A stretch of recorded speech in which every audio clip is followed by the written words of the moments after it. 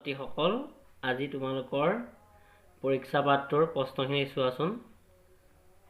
প্ৰথমতে আছে 1 নম্বৰ পূৰ্ণ বাক্য में উত্তৰটো। পৰীক্ষা कहानी में किस पद के लिए परीक्षा ली गई? কোনটো পদৰ কাৰণে পৰীক্ষা কাহিনীত পৰীক্ষা লোৱা হৈছিল সেইটো কথা কৈছে। উত্তৰটো হ'ব परीक्षा कहानी में दीवान पद के लिए परीक्षा ली गई है। दीवान साहब के समक्ष क्या शर्त रखी गई? दीवान साहब के समक्ष यह शर्त रखी गई कि रियासत के लिए नया दीवान उन्हीं को खोजना पड़ेगा। परीक्षा कहानी में उम्मीदवार कौन सा सामूहिक खेल खेलते हैं? परीक्षा कहानी में उम्मीदवार हाकी खेल खेलते हैं। हाँ तो होगा। दीवान के पद के लिए किसका चयन किया गया?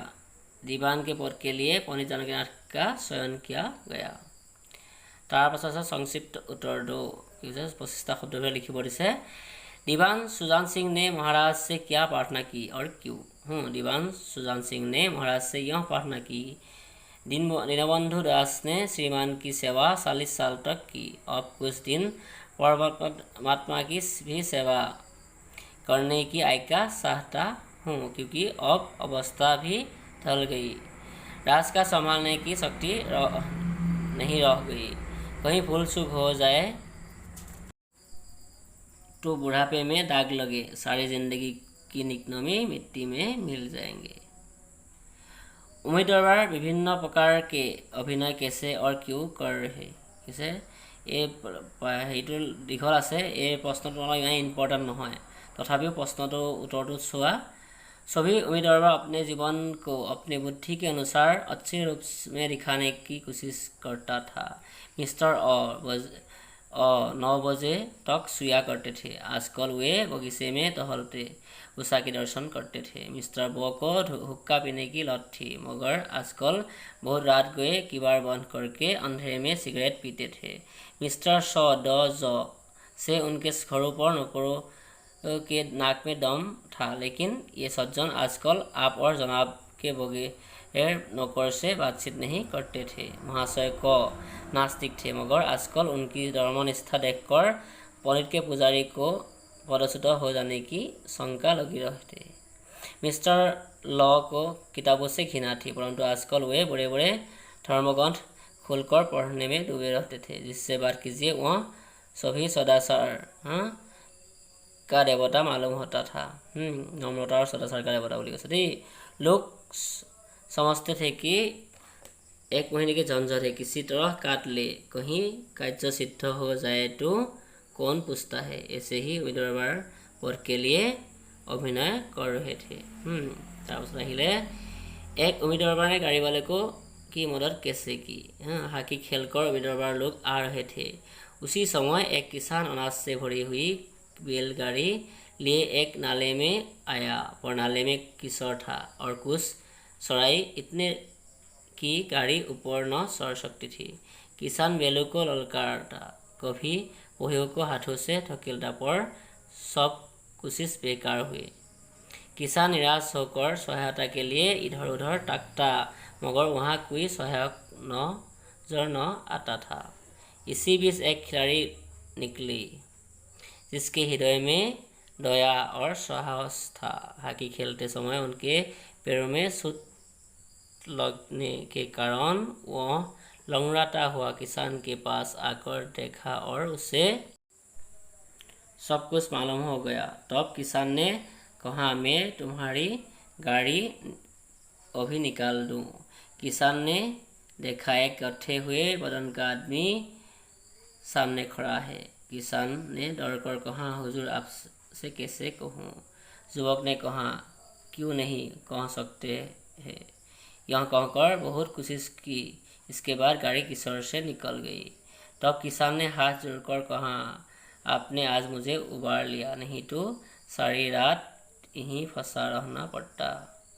एक उम्मीदवार गाड़ी वालों की मदद इस तरह से की थी। तार पाছত आहिले किसान ने अपने मददगार युवक से क्या कहा, उसका क्या अर्थ था? किसान ने अपने मददगार युवक से कहा कि नारायण साहे की तो दीवानी आपको ही मिलेंगी। इसका अर्थ यह है कि वह किसान सुजान सिंह ही है। सुजान सिंह उम्मीदवारों की परीक्षा ले रहे थे। सुजान सिंह ने उम्मीदवारों की परीक्षा कैसे ली? हॉकी खेलकर उम्मीदवार लोग आ रहे थे। उसी समय सुजान सिंह ने अपने को एक किसान के रूप में पकड़ करके अनाज से भरी हुई एक बैलगाड़ी लेकर नाला में आया और नाले में किशोर था। गाड़ी किशोर पर फंस गया और उससे उनके सहायता करने में जो भी आएगा उसी को ही दीवान पद का मर्यादा मिलेगा। इसी तरह सुजान सिंह ने उम्मीदवारों की परीक्षा ली थी। তাৰপাছত আহিলে पंडित जानकीनाथ में कौन कौन से गुण थे? पंडित जानकीनाथ में के हृदय में साहस, आत्मबल, उदारता का निवास और दूसरों को सहायता करने का गुण था। सुजान सिंह के मतानुसार दीवान में कौन कौन से गुण होने चाहिए? এইটো প্ৰশ্ন ইয়াত আছে, উত্তৰটো কম মই। আৰু তোমালোকৰ মানে কি হয়, ইয়াৰ পৰা মই দিছোঁ যে উত্তৰকেইটা মানে এই বহিখনতে বহুতটা শব্দ ভুল হৈ আছে আৰু কাটা কুটাও হৈ আছে। ভালকৈ চাই ল'বা তোমালোকে, কাৰণ এই বহিখন ষ্টুডেণ্টৰ বহি হয়, মোৰ নিজৰ গাইড মানে নিজৰ বহি নহয় এখন। আৰু মই ষ্টুডেণ্টক যেতিয়া প্ৰশ্ন উত্তৰ কৰি দিওঁ ন, সিহঁতে লিখে আৰু বহিবিলাক সিহঁতৰ দাগ চাগ কাটা কাটি থাকেই ন, তেনেকৈ আৰু মিলাই কৰি লিখিবা তোমালোকে হা, যাতে তোমালোকৰ প্ৰব্লেম নহয়। সেইকাৰণে কাৰণ মই এটা নোট বহি বনাবলৈ অলপ টাইম লাগে ন, সেইকাৰণে ইয়াৰ পৰাই মই কৈ দিছোঁ তোমালোকক। ভালকৈ চাই ল'বা, ভুল থাকিলে কমেণ্ট কৰিবা, মই শুধৰাই দিম আকৌ। তাৰপিছত কি কৈছে যে सुजान सिंह के मतानुसार दीवान में साहस, आत्मबल और उदारता का निवास और दूसरे को सहायता करने का गुण होने चाहिए और उन्हें पुष्ट होना आवश्यक है। তাৰপাছত আহিলে स्वप्रसंग व्याख्या करो लगभग 100 शब्दों में। लेकिन मनुष्य का वह बुरा जुहरी आड़ में बैठा हुआ देख रहा था कि इन बंगलों में हंस कहाँ छिपा है। प्रस्तुत वाक्यांश हमारे पाठ्यपुस्तक आलोक भाग 1 के अंतर्गत प्रेमचंद्र जी के परीक्षा पाठ से ली गई है। प्रस्तुत वाक्यांश के द्वारा लेखक ने यह कहना चाहता है कि विज्ञापन के अनुसार दीवान पद के लिए 100 करोड़ आदमी अपना अपना भाग्य परखने के लिए आए थे। प्रत्येक मनुष्य अपने जीवन को अपने बुद्धि के अनुसार अच्छे रूप में दिखाने की कोशिश करता था। प्रत्येक लोग समझते थे कि एक महीने के झंझट को किसी तरह काट ले तो अपने कार्य सिद्ध हो जाए। ये सभी उम्मीदवार दीवान पद पर के लिए अभिनय कर रहे थे, परंतु परीक्षा देने वाले उम्मीदवार के बीच आदमी कहाँ छिपा है, इसी निर्णय करने के लिए बुरा जोहर आड़ में बैठ रहा था।